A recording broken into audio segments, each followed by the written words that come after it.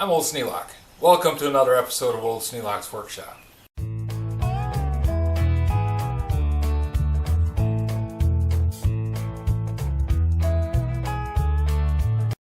Well, we know that the primer bulb is broken.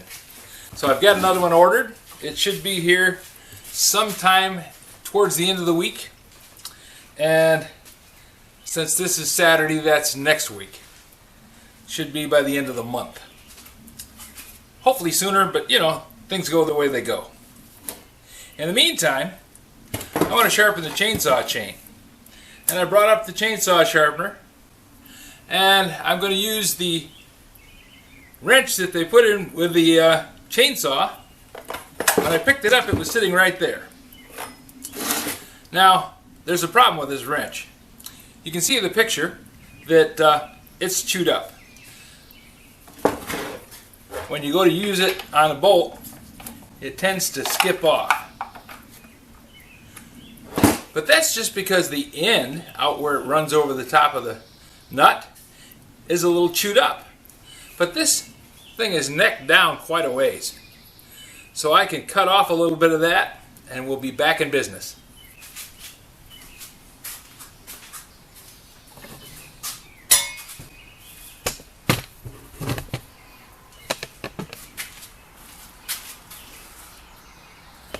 Now I happen to have a Kalamazoo belt grinder. If you don't have one of those, a regular grinder will work, an angle grinder will work, or pretty much anything, even a file, or if you want to get crude, you can just hacksaw it off and not bother with it at all, other than just cutting the end off.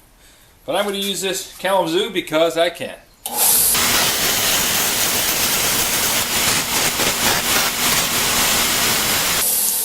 I'm going to go steal a little water off the garden hose.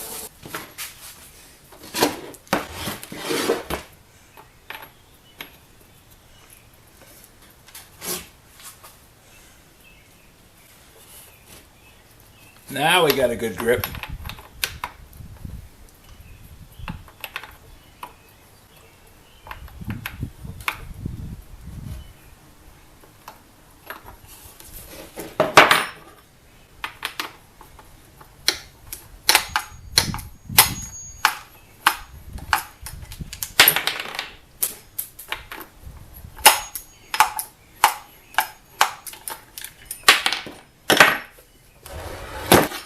Got to pull off these.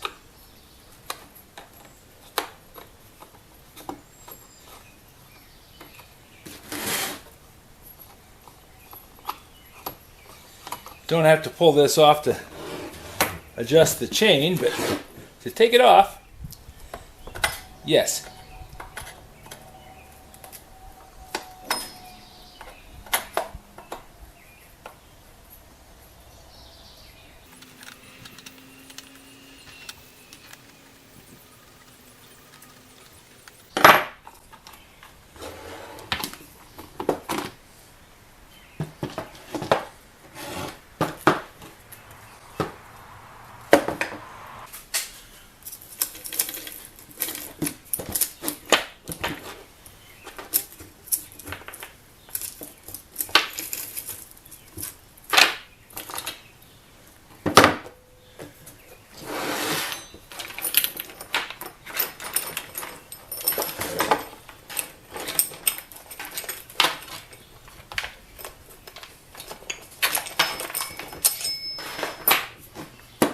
There we go.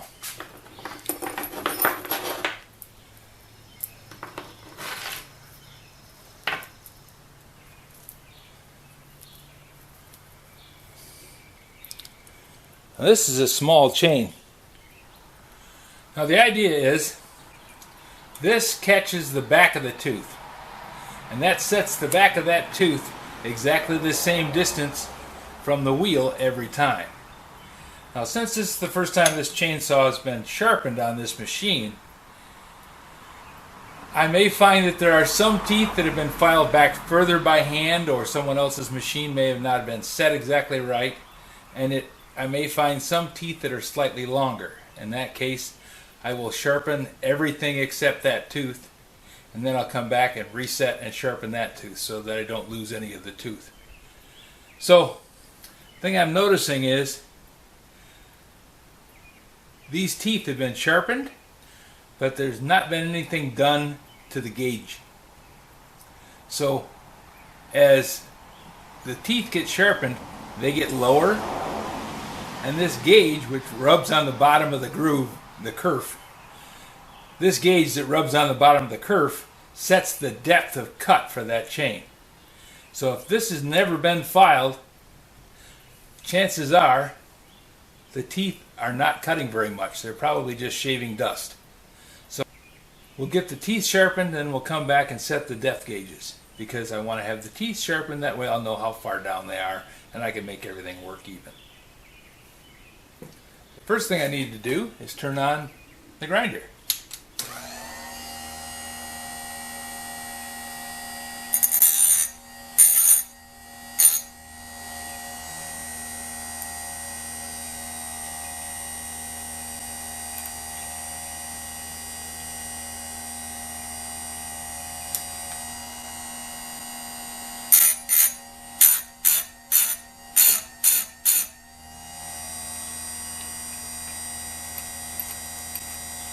Don't want to cut that tooth, I got to cut every other tooth. I want to sharpen every other tooth.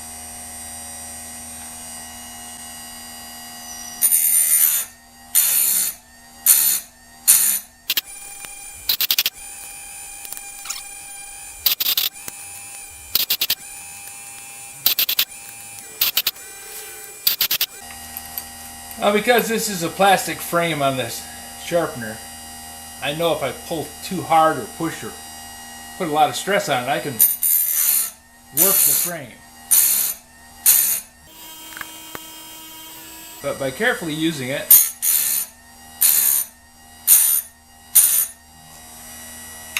as a guide, I can sharpen these teeth very consistently. Had good luck with it.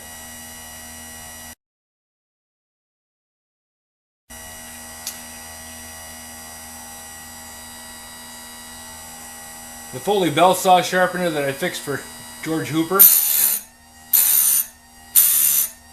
is a much better machine. No question about it.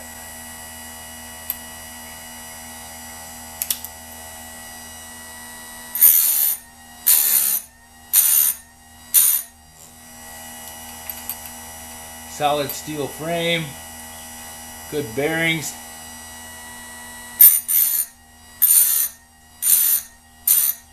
Good chain guide. It's just a much better machine. But considering what I paid for this,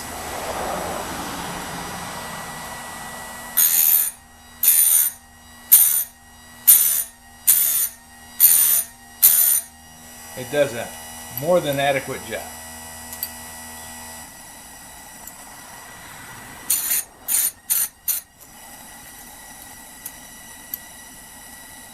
Okay, back around to the master link. So we have all the teeth on this side sharpened.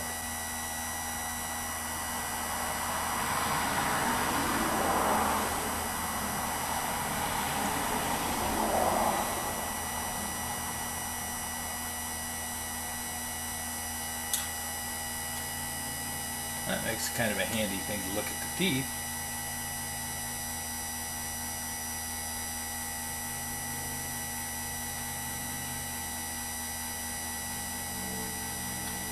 Oh, nicely done. Takes some practice, but the grinder does a pretty good job.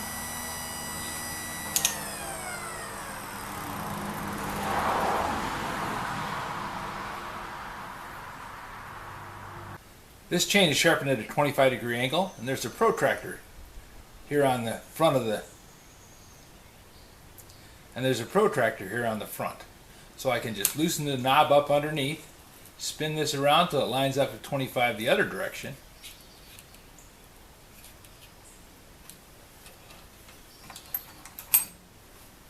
Set the chain back in, and now it's lined up to cut the other side. But I still have to double check and make sure, because every chain is different. Especially hand sharpened chains. When you get into a hand sharpened chain, you got to watch it like a hawk, because it can go all over the place.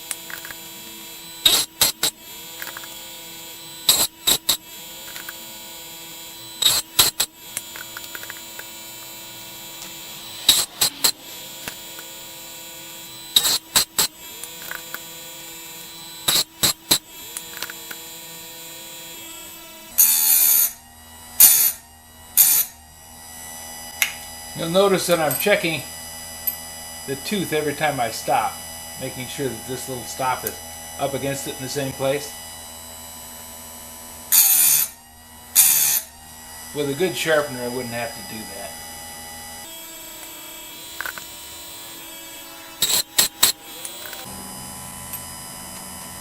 Also, I'm not bearing down on the tooth. I'm not trying to take off a whole lot of material.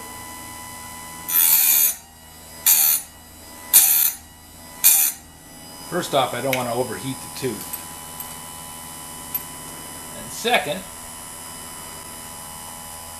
I don't want to take off any more tooth than I have to.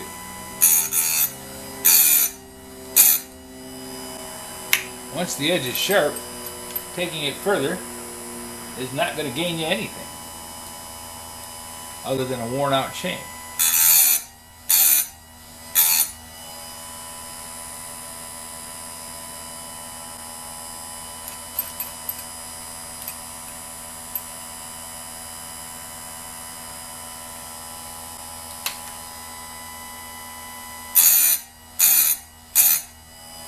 There we go. That's once around. Turn the grinder off. Doesn't take much to make a dumb mistake and stick your knuckle into the grinder. And even though it does a nice job of sharpening chain, I don't need to have my knuckles sharpened.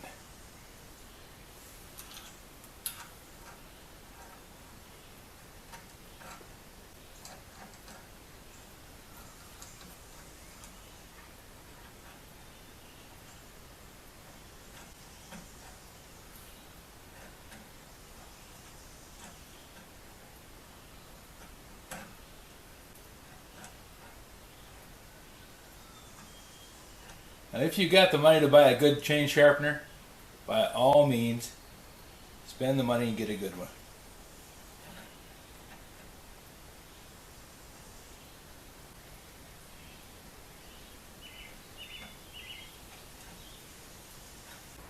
After you've sharpened all the chain cutters, then you need to go through and set the depth gauges.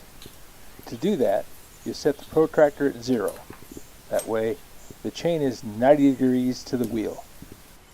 Then, following the chart that shows the proper depth that the depth gauge should be from the top of the teeth, you set the grindstone so that it will grind the gauge down to that point. This Harbor Freight grinder has a little depth stop adjustment on the top of the grinder itself. It's just a little screw that you turn down and it sets how far down the wheel can travel. That sets the grindstone to grind the gauges. Then you follow along and sharpen every gauge to the same depth. That way they match the teeth. Each tooth cuts the same depth in the wood and makes it so that the chain cuts evenly and smoothly.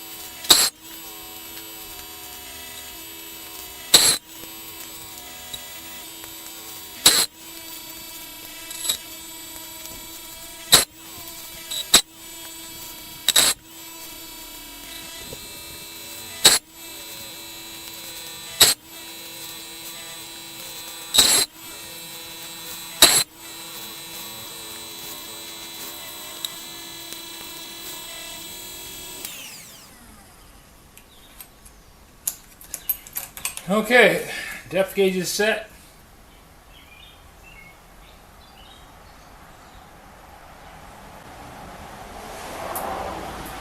Teeth sharp. We're ready to go. Well, now we've got the chainsaw chain off and hopefully sharpened. If you have any suggestions for a new video, questions about today's video, or any of the other videos on the channel, just drop it out in the comments. You know I read them all. Thanks for watching.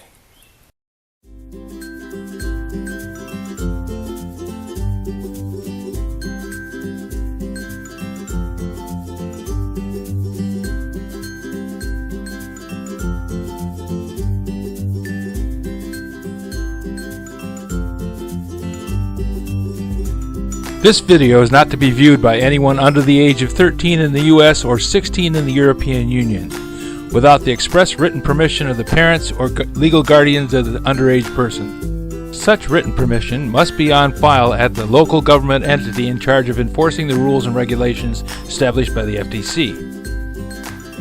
Anyone violating these terms is admitting by default that they hold harmless the owners and operators of this channel. Any and all questions should be addressed to your local branch of the FTC.